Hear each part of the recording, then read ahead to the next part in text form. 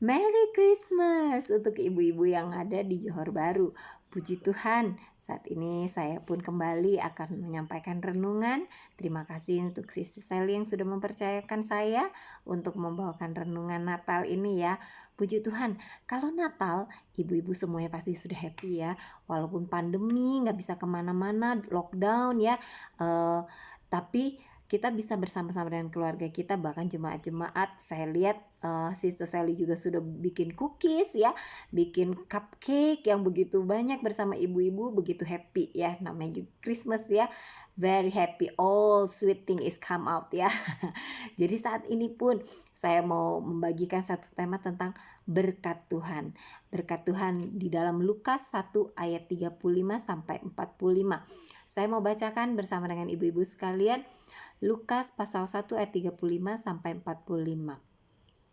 Jawab malaikat itu kepadanya, Roh Kudus akan turun atasmu dan kuasa Allah yang Maha Tinggi akan menaungi engkau. Sebab itu anak yang akan kau lahirkan itu akan disebut kudus, anak Allah. Dan sesungguhnya Elisabet sanakmu itu, ia pun sedang mengandung seorang anak laki-laki pada hari tuanya. Dan inilah bulan yang ke-6 bagi dia, yang disebut mandul itu. Sebab bagi Allah tidak ada yang mustahil. Kata Maria, sesungguhnya aku ini adalah hamba Tuhan. Jadilah padaku menurut perkataanmu itu. Lalu malaikat itu meninggalkan dia.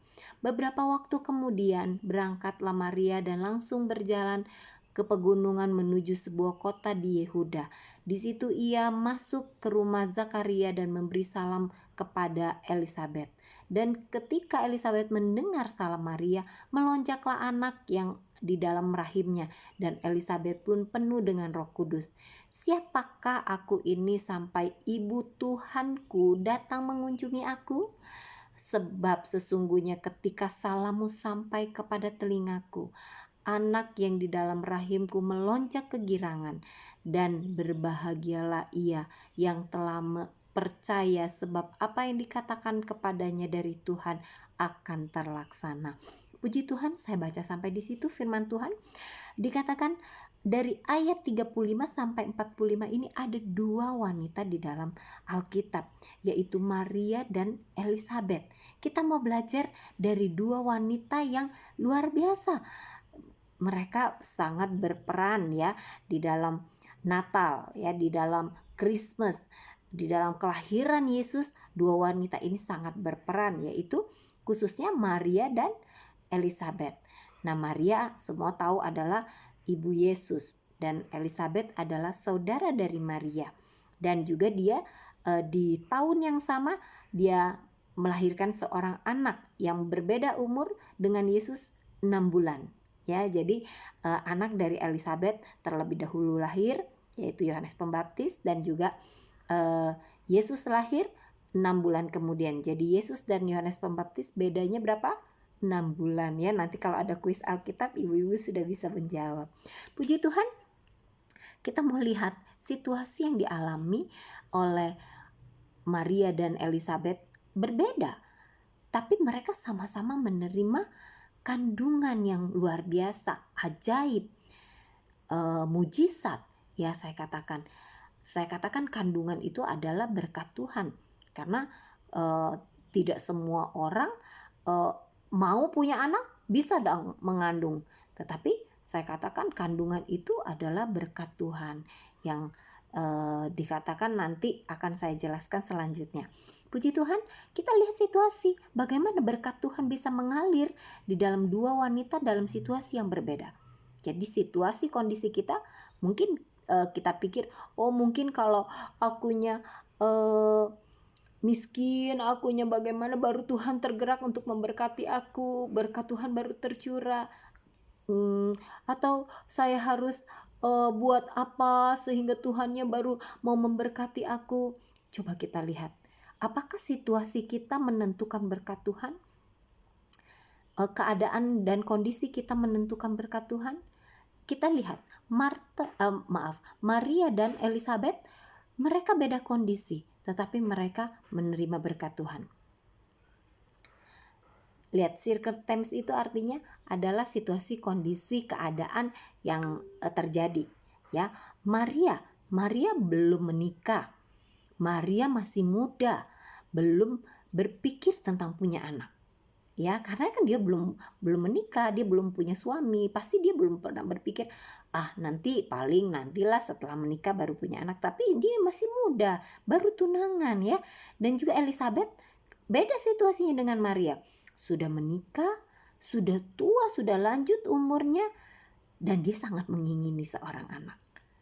Jadi berkat Tuhan, kandungan itu datang kepada Maria dan Elizabeth dengan keadaan kondisi yang berbeda. Jadi saya mau katakan sekali lagi bahwa berkat Tuhan, kondisi situasi kita tidak menentukan berkat Tuhan. Berkat Tuhan adalah memang khusus sudah ditentukan buat kita.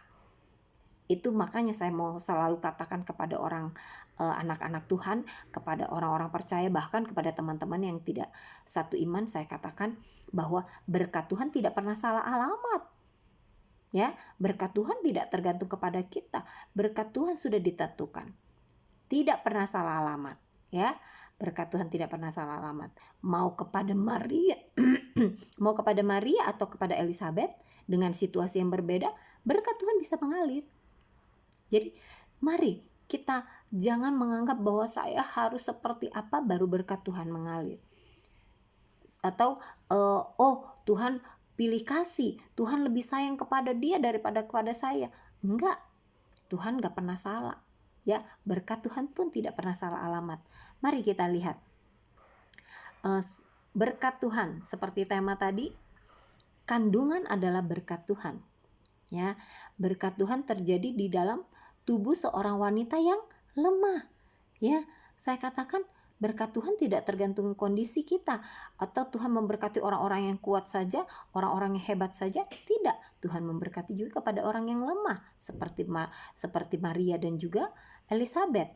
Ya, dikatakan 2 Korintus 12 ayat 9, ayat yang sering saya bacakan kepada ibu-ibu. Tetapi jawab Tuhan kepadaku, cukuplah kasih karuniaku bagimu, sebab justru dalam kelemahanlah kuasaku menjadi sempurna. Ya, dikatakan justru dalam kelemahan kuasa Tuhan menjadi sempurna. Cukuplah kasih karuniaku. Jadi itu memang berkat Tuhan mengalir, bukan tergantung kondisi kita ibu-ibu ya. Bukan tergantung Tuhan pilih kasih kepada ibu yang ini, kepada ibu yang itu, tidak. Tetapi berkat Tuhan sudah ditentukan. Bahkan Tuhan katakan itu semua cukup. Ya, berkat Tuhan itu cukup. Ya, berkat Tuhan itu gak pernah kurang. Bahkan seringnya lebih pastinya ya. Puji Tuhan. Saya katakan lagi tentang berkat Tuhan itu, kenapa saya berbicara tentang tema berkat Tuhan, karena memang kandungan itu berkat Tuhan. Ya, tadi saya katakan di dalam tubuh seorang wanita yang lemah. Nah, bukan terjadi di luar tubuh kandungan itu, kan gak ada yang orang hamil itu di luar gitu ya, pasti di dalam tubuhnya dia. Nah, itu adalah kerja tangan Tuhan, tidak dapat dilihat ya, tidak dapat dilihat. Kandungan itu berkat Tuhan, proses pembentukan Tuhan.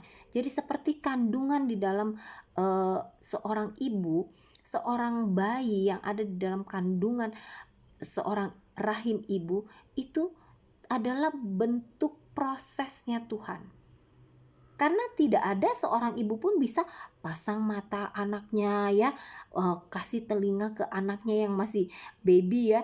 Itu semua Tuhan yang bentuk satu-satu. Kasih hidungnya, kasih ada lubang hidungnya. Coba kalau Tuhan lupa gimana ya, gak napas kayaknya baby ya di dalam. Jadi Tuhan yang membentuk, Tuhan yang membuat segala sesuatu yang tidak dapat kita kerjakan dengan tangan kita sebagai manusia. Jadi saya mau katakan, ibu-ibu harus menyadari kalau Tuhan memberkati itu dia punya proses yang tidak dapat kita lihat. Ya, seperti apa? Seperti bayi di dalam kandungan. Dia Tuhan bentuk sedemikian rupa.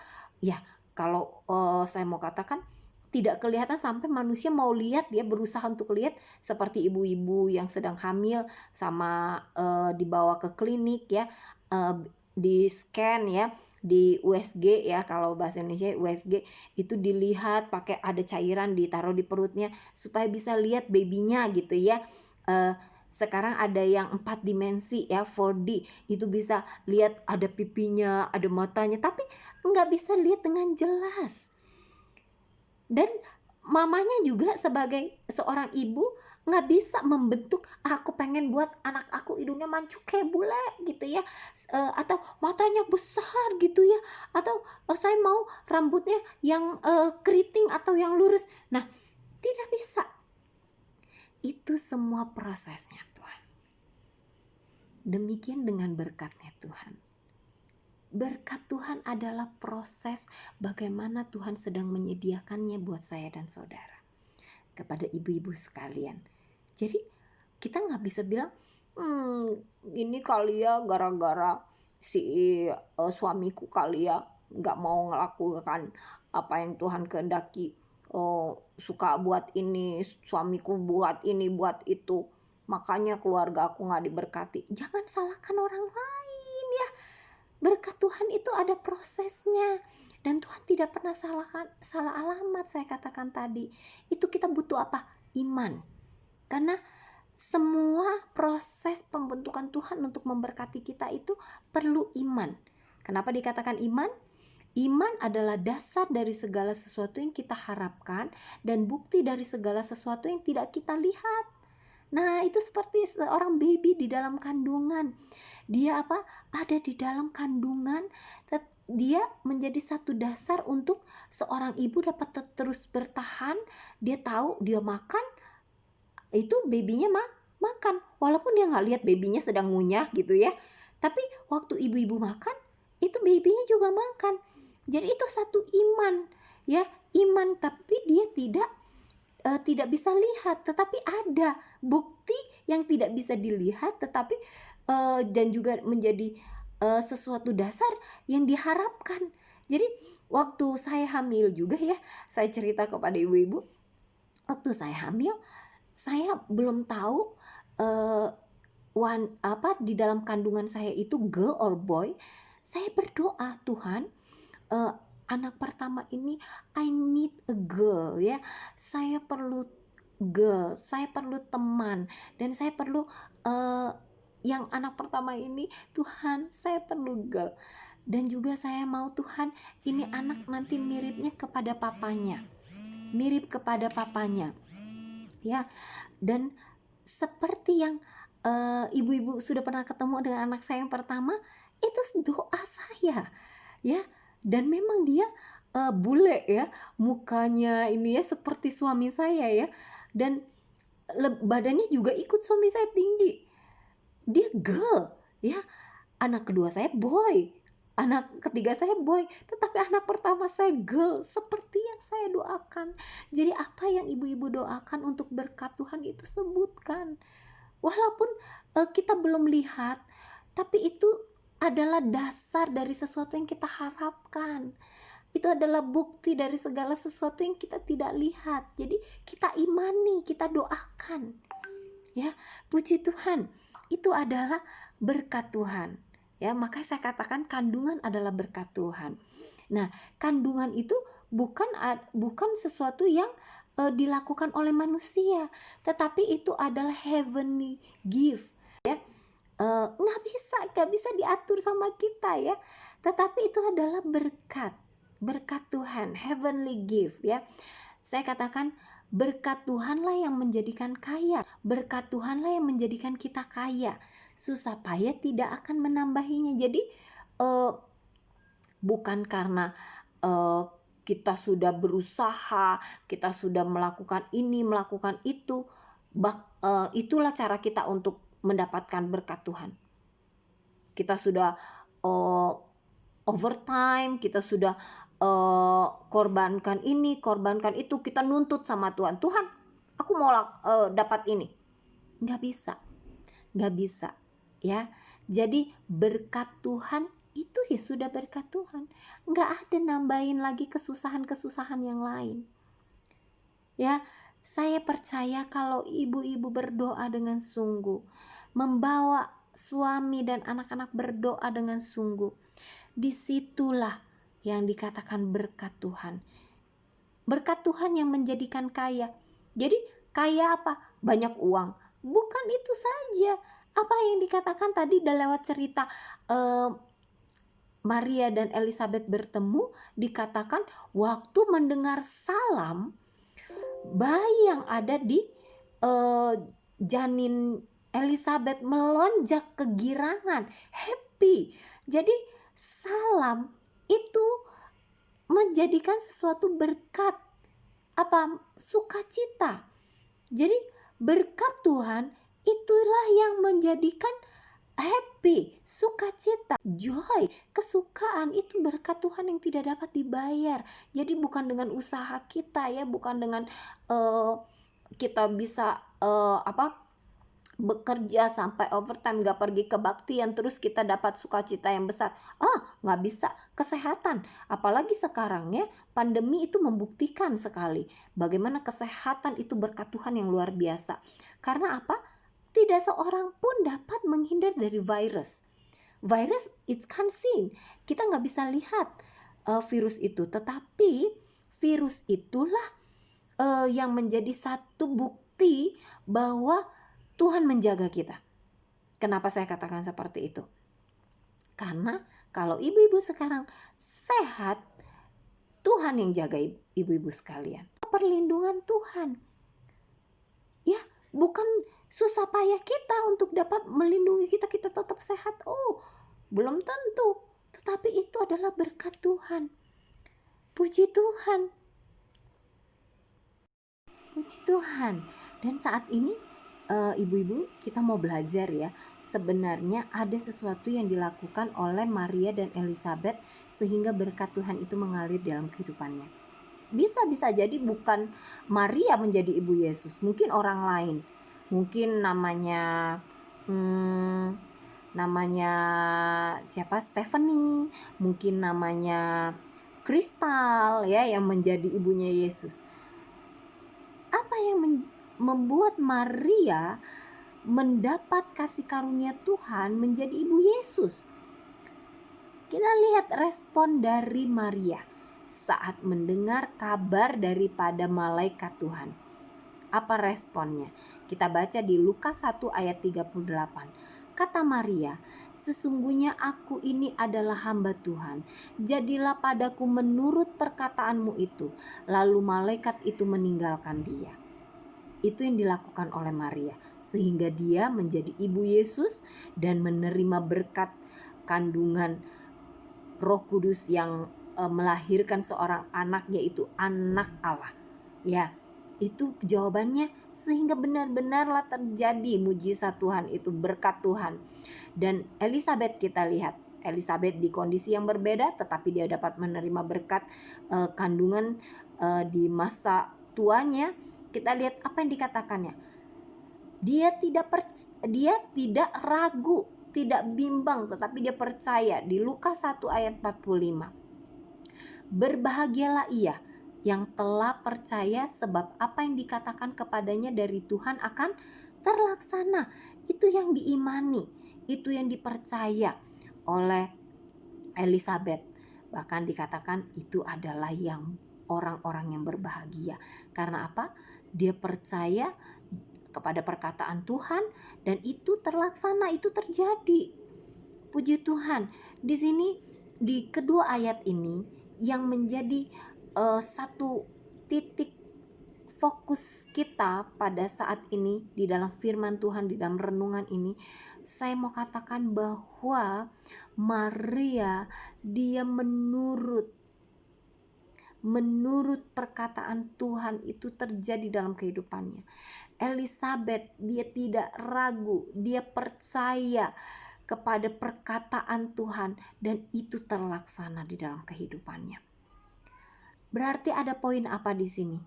Ada kata yang sama di dalam dua ayat ini, adalah perkataan, dikatakan. Nah, ada sesuatu yang mereka dengar. Ada kata-kata yang mereka dengar. Perkataan siapa? Itu adalah perkataan Tuhan. Itulah yang membuat mereka menerima berkat Tuhan. Janin di dalam tubuhnya. Apa yang tidak dapat mereka buat, itu ada dalam kehidupan mereka.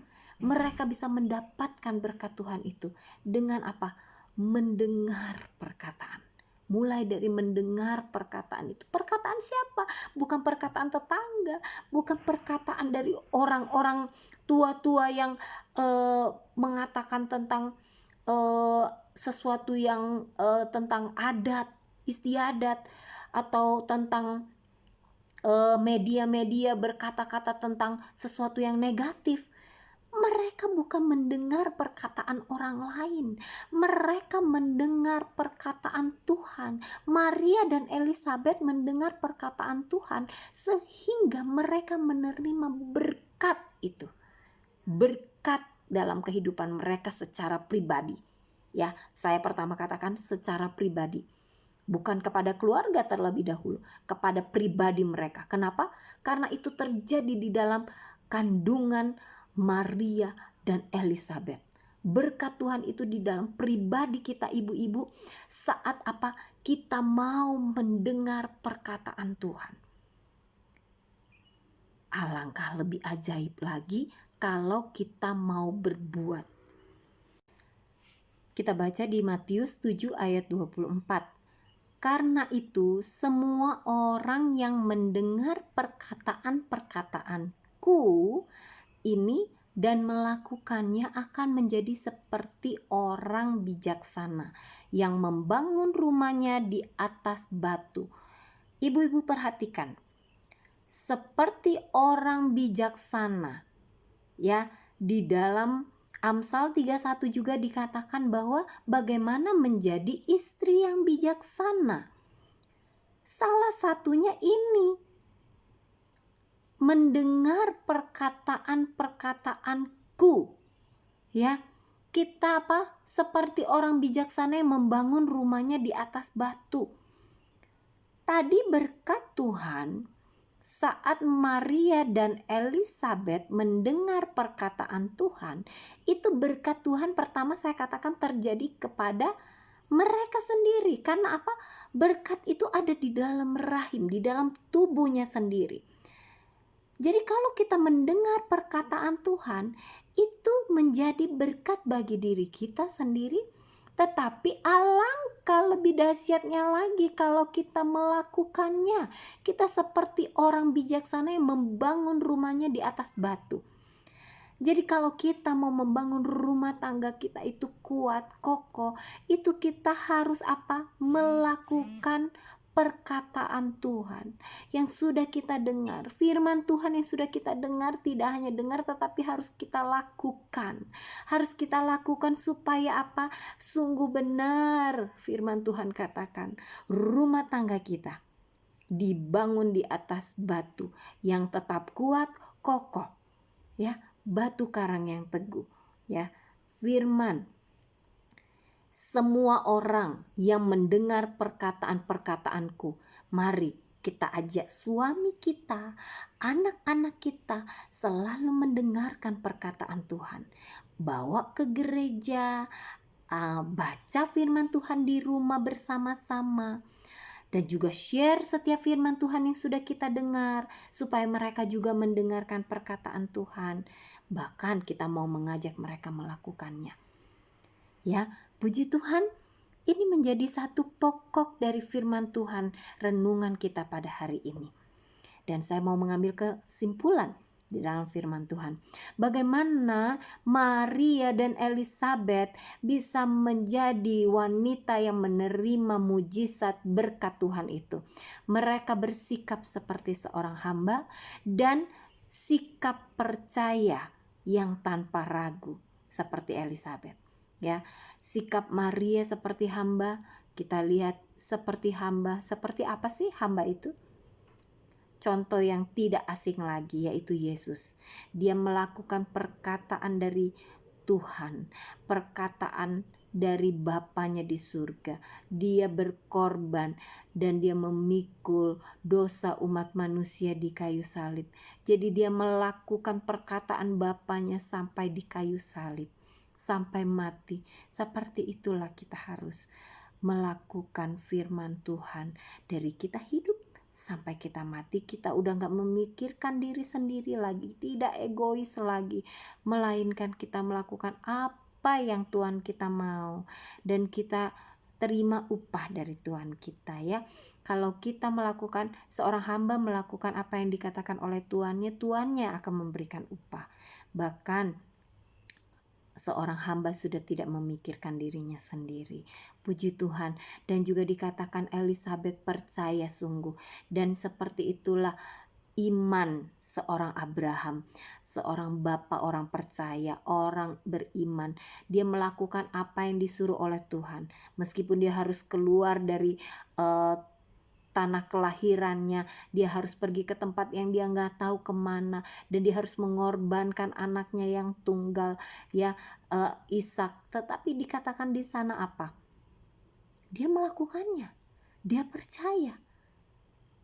Kita juga, kalau kita mau menerima berkat seperti Elisabet, kita juga harus percaya dengan sungguh dengan perkataan firman Tuhan, melakukannya dengan sungguh. Dan kita nggak perlu tahu kapan ya Tuhan jawab doa aku, kapan ya Tuhan tolong aku. Dan disitulah mujizat Tuhan akan terjadi. Saat kita tidak ragu, saat kita tidak bimbang, kita melakukan firman Tuhan, dan kita mau terus memiliki hati seorang hamba seperti Maria. Puji Tuhan, firman Tuhan tidak saya perpanjangkan. Kita bersyukur untuk hari ini, kita bersyukur untuk Christmas, dan kita bersyukur untuk tokoh-tokoh di dalam Alkitab yang sudah mengajarkan kita bagaimana menerima berkat Tuhan itu. Puji Tuhan, ibu-ibu, saya percaya kita semua mau belajar. Puji Tuhan, kiranya firman Tuhan ini memberkati ibu-ibu sekalian. Merry Christmas dan selamat menyambut tahun baru, tahun 2021. Tuhan Yesus memberkati.